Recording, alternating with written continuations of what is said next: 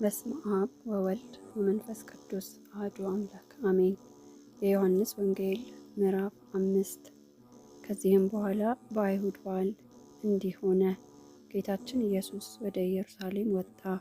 በኢየሩሳሌምም በበጎች በር አጠገብ መጠመቂያ ነበረች። ስሟንም በዕብራይስጥ ቤተሳይዳ ይሏታል። 5 እርከኖችም ነበሯት። በዚያም ዕውሮችና አንካሶች ሰውነታቸውም የሰለለ ብዙ ድውያን ተኝተው የውሃውን መናወጥ ይጠባበቁ ነበር። የእግዚአብሔር መልአክ ወደ መጠመቂያው ወርዶ ውሃውን በሚያናውጠው ጊዜ ከውሃው መናወጥ በኋላ በመጀመሪያ ወርዶ የሚጠመቅ ካለበት ደዌ ሁሉ ይፈወስ ነበርና።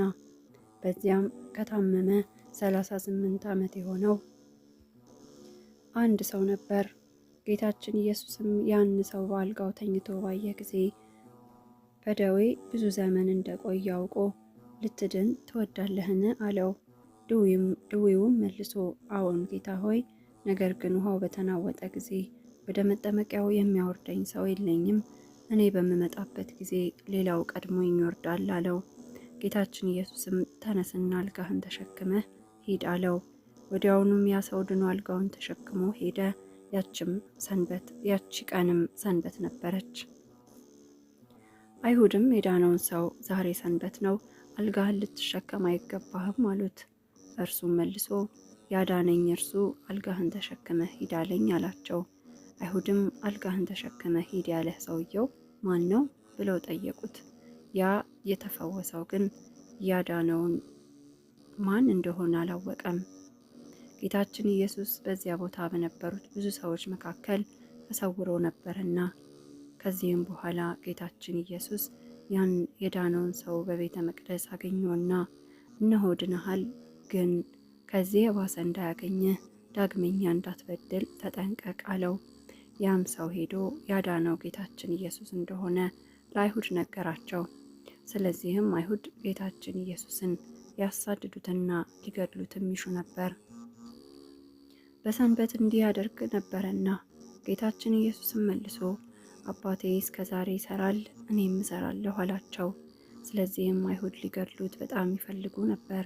ሰንበትን የሚሽር ነው በማለት ብቻ አይደለም፣ ደግሞም እግዚአብሔርን አባቴ ነው ይላል፣ እርሱ ራሱንም ከእግዚአብሔር ጋር ያስተካክላል በማለት ነው እንጂ። ከዚህም በኋላ ጌታችን ኢየሱስ መልሶ እንዲህ አላቸው፣ እውነት እውነት እላችኋለሁ ወልድ ከራሱ ብቻ ምንም ሊያደርግ አይችልም፣ አብ ሲያደርግ ያየውን ነው እንጂ። ወልድም አብ የሚሰራውን ያንኑ እንዲሁ ይሰራል። አብ ልጁን ይወዳልና የሚሰራውንም ስራ ሁሉ ያሳየዋል። እናንተም ታደንቁ ዘንድ ከዚህ የሚበልጥ ስራን ያሳየዋል። አብ ሙታንን እንደሚያስነሳቸው ሕይወትንም እንደሚሰጣቸው እንዲሁ ወልድም ለሚወዳቸው ሕይወትን ይሰጣል።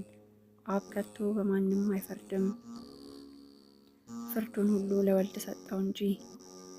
ሰዎች ሁሉ አብን እንደሚያከብሩ ወልድን ያከብሩ ዘንድ። ወልድን የማያከብር ግን የላከውን አብን አያከብርም።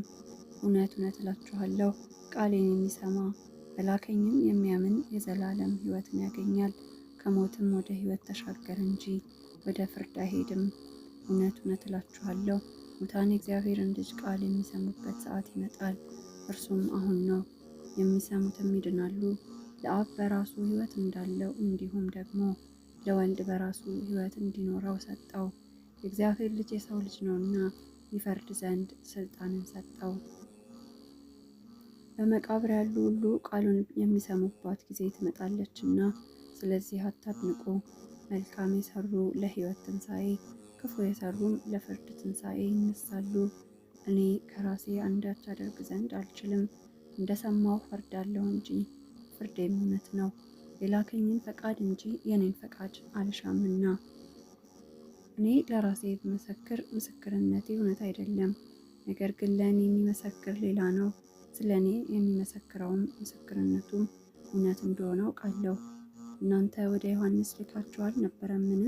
እርሱም ምስክርነቱን በእውነት ነገራችሁ። እኔ ግን የሰውን ምስክርነት የምሻ አይደለሁም፣ ነገር ግን እናንተ ትድኑ ዘንድ ይህን እላለሁ። እርሱ የሚነድና የሚያበራ መብራት ነበረ። እናንተም አንዲት ሰዓት በብርሃኑ ደስ ሊላችሁ ወደዳችሁ። እኔ ግን ከዮሐንስ ምስክርነት የሚበልጥ ምስክር አለኝ። ሰራውና ልፈጽመው አባቴ የሰጠኝ ስራ አብ እንደላከኝ ያ የምሰራው ስራ ምስክሬ ነውና፣ የላከኝ አብም ስለ እኔ መስክሯል። ከሆነም ጀምሮ ቃሉን አልሰማችሁም፣ መልኩንም አላያችሁም፣ ቃሉም የላችሁም፣ በእናንተ ዘንድም አይኖርም፣ እርሱ የላከውን አላመናችሁምና። መጽሐፍትን መርምሩ፣ በእነርሱም የዘላለም ሕይወትን የምታገኙ ይመስላችኋልና፣ እነርሱም የኔ ምስክሮች ናቸው። ሕይወትን ታገኙ ዘንድ ወደ እኔ ልትመጡ አትወዱም። እኔ ከሰው ክብር ልቀበል አልሻም፣ ነገር ግን የእግዚአብሔር ፍቅር በእናንተ እንደሌለባችሁ አወቅሁ። እኔ በአባቴ ስም መጣሁ፣ አልተቀበላችሁኝምም። ሌላው ግን በራሱ ስም ቢመጣ እርሱን ትቀበሉታላችሁ። ከባልንጀራችሁ ክብርን የምትመርጡ ከአንድ እግዚአብሔርም ክብርን የማትሹ እናንተ እንዴት ልታምኑ ትችላላችሁ? እኔ በአብ ዘንድ የምከሳችሁ አይምሰላችሁ፣ የሚከሳችሁ ሳለ እርሱም እናንተ ተስፋ የምታደርጉት ሙሴ ነው። ሙሴንስ አምናችሁት ቢሆን እኔንም ባመናችሁኝ ነበር፣ እርሱ ስለ እኔ ጽፏልና። ሙሴ የጻፈውን ካላመናችሁ ግን የእኔን ቃል እንዴት ታምናላችሁ?